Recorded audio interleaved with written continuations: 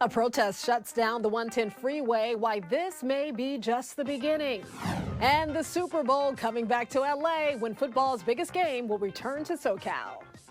You're watching The Rundown. Hello, everyone. I'm Robin Winston. Protesters who shut down the 110 freeway in downtown LA promise there's more to come. We covered this live when it happened at around 9:30 Wednesday morning.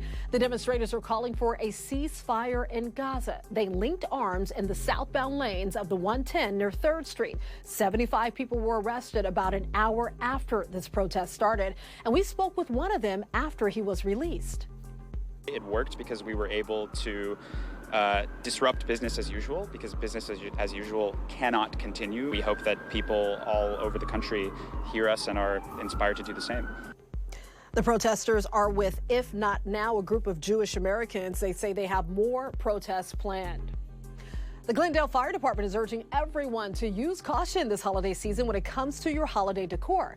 The city's firefighters held an event Wednesday morning to show how easy it is for Christmas trees to catch fire. The National Fire Protection Association says Christmas trees account for hundreds of fires each year, and it's typically due to shorts in electrical lights or open flames from candles, lighters, or matches. This is an example of what we should not have behind our Christmas tree. This can overload the circuit, cause a spark, and then start a fire with a tree that is not properly watered. Firefighters say to prevent fires, have your trees professionally sprayed with fire-resistant flocking. Also replace broken or damaged lights and loose bulbs, and make sure your fire alarms are in good working order. We have to be safe this holiday season. Metrolink will pause all service in a rare shutdown at the end of the month, but the agency says it's necessary to complete important maintenance and technology upgrades ahead of major events like the 2028 Olympics and Paralympics. A big part of the upgrade will be replacing a nearly 100-year-old signal system at Union Station.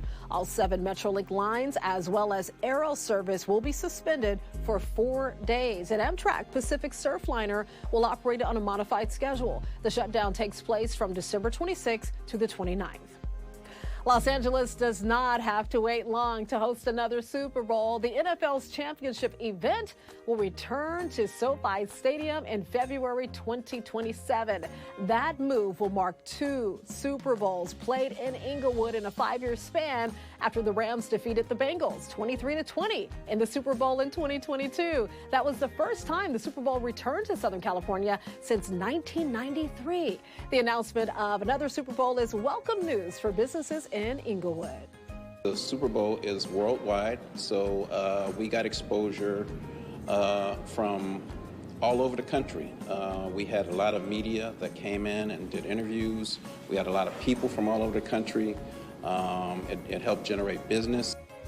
SoFi Stadium posted this message on social media announcing you can put down a refundable deposit for exclusive tickets and packages. The deposit isn't cheap, though. It's $2,500 per person. Oh, check out this beautiful shot from Long Beach. It's time to get an update on the forecast. We're checking in with meteorologist Belen de Leon, who's tracking a warming trend. Hi, Robin. Hi, everyone. Well, here's what I'm tracking in your weather for the next several days. At least through Saturday, the weather is going to stay dry with temperatures gradually warming and continued offshore winds for those typical Santa Ana wind-prone spots. Then from Sunday through next week, unsettled weather, a chance of rain, and temperatures will be much cooler. Here's what's happening. Through Saturday, we'll have an area of high pressure that will cause the temperatures to rise in the mid to upper 70s. We will have plenty of high clouds, but it'll stay dry. It's not until Sunday through early next week as a storm system approaches that we'll have that chance for rain. Now, we're still very far away, and right now there's 2 scenarios. This system could head up to the north, or it could take a more easterly route. Either of these scenarios, we're expecting to see some rain, but still a few things that need to come to an alignment, like the timing and the totals. For right now, I think it's a good idea to start looking for that umbrella. LAPD detectives released new video of an unsolved shooting on the Sunset Strip. They're hoping to find the men involved and get justice for the victim who was trying to stop an attempted robbery. So this is Chris Martin today, recovering at home in Chula Vista. He was shot almost 2 years ago while celebrating his 27th birthday in Hollywood. In this surveillance video, you can actually see two men approach a car. Chris is standing on the driver's side and can't be seen from this angle. But when the men try to rob one of his friends at gunpoint, Chris was shot in the head. He asked, please stop. And then just by saying those words, they shot him. He did die a couple of times, once on the way to the hospital and then again inside of the hospital. Police also released a description of the shooter's car similar to this one, a black or dark colored 2004 to 2012 BMW 3 Series with 5-spoke wheels. The family of an 8-year-old killed in a tragic crash in the Inland Empire is suing the city of Riverside. Obed Carbajal was in the car with his 3 siblings last May along Arlington Avenue when the crash happened. Obed died on scene. His 3 siblings suffered critical injuries that required surgery. Since 2009, there have been over 29 crashes on the same stretch of road where this deadly crash happened.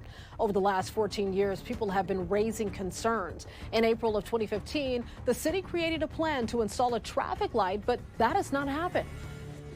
Take a look at this. It may look like a sale event at a retail shop, but this is the scene of a massive retail theft bust.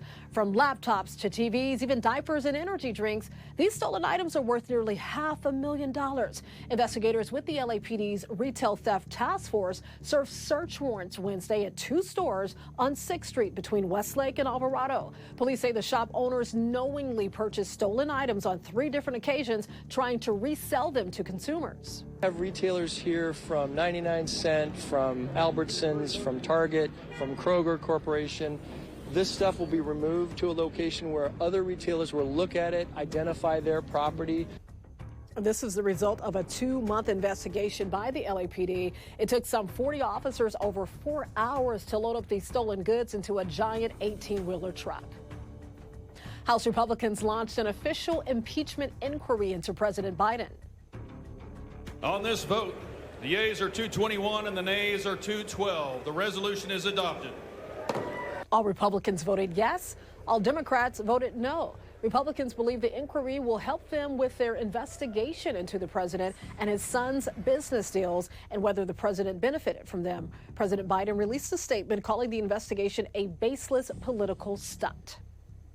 Apple will be releasing a new security mode for iPhone users to protect against stolen passcodes. So the feature is called Stolen Device Protection. It's a second layer of security. So like if the phone is at a location not usually associated with its owner, the device will require Face ID to access certain actions such as viewing stored passwords or resetting the device.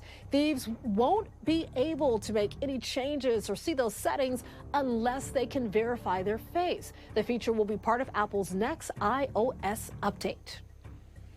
An unknown person donated a pair of rare gold Nike shoes to the Portland Rescue Mission in Oregon, and there's a Hollywood connection to this. Now those shoes are headed to the auction block and could fetch a high price. That money will help many others in need. Catherine Cook has the story. In the basement of Portland Rescue Mission's Burnside shelter, you'll find them.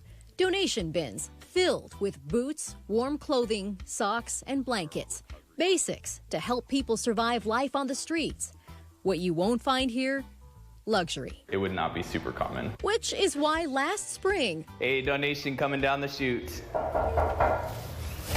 When someone dropped a special donation down this chute, it really stood out. The shoes are very auspicious. They are really gold. Erin Holcomb is Director of Staff Ministries for Portland Rescue Mission. She says at first, no one knew what to make of the shiny gold Nikes. James Free, who was serving in the donation room at the time, figured they had to be worth something and flagged down leadership. Erin took the shoes to a sneaker expert who agreed. They immediately authenticated them and said, no, these are really special, really rare. Please take care of them. Turns out the shoes, size 12.5, were one of maybe 5 pairs made for film director Spike Lee. He and his party wore them to the 2019 Oscars, the night he won for BlacKkKlansman. Lee commissioned famed Nike shoe designer Tinker Hatfield to customize the Jordan 3s. Erin says she reached out to Spike Lee's company to see if anyone was missing a pair of the golden shoes, but never heard back. And so we have no idea who donated them, and we're not sure how to find out. But whoever did it, I mean, We know that they must really care about the people we're serving and wanted to do something special. New York auction house Sotheby's estimates the shoes are worth more than $10,000 and possibly more now. Portland Rescue Mission reached out to Tinker Hatfield, who was happy to help. He donated a few other items to put toward auction, including a design concept board. We didn't have a box with the shoes. The shoes were loose in our donation bin. So Tinker bought this very nice box, and then he signed it with a gold marker to match our gold shoes and put that together to make a really beautiful lot for the auction. The Nikes are in New York now, part of Sotheby's Emergence Sneaker Auction.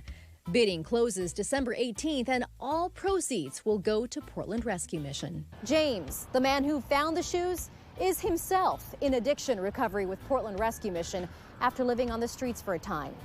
He didn't want to share on camera, but tells us he is thrilled that the shoes he recognized and set aside are now going to be used to help so many other people like him.